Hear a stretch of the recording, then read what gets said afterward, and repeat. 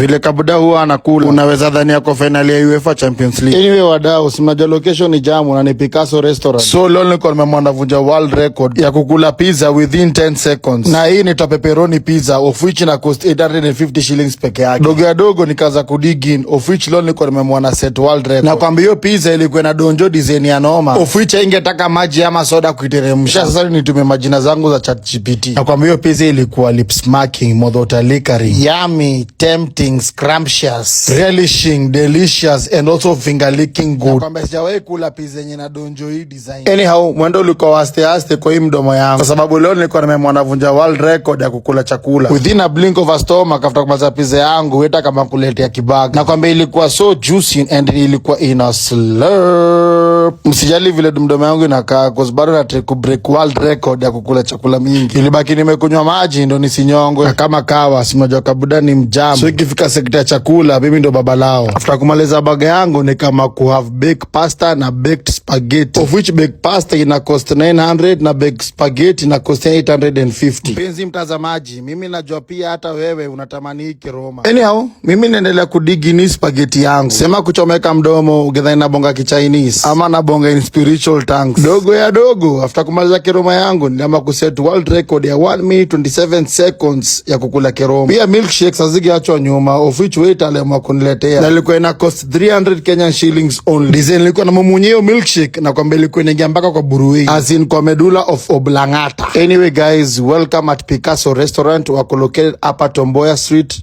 Post. Look how the place is mesmerizing, eye-catching. Ini place poa sana ya kuspend some good quality time with your family and friends. Usihangaike kutafuta hoteli CBD cause Picasso Restaurant got you covered. Anyway guys, come on, come all and spend some good quality times upper Picasso Restaurant.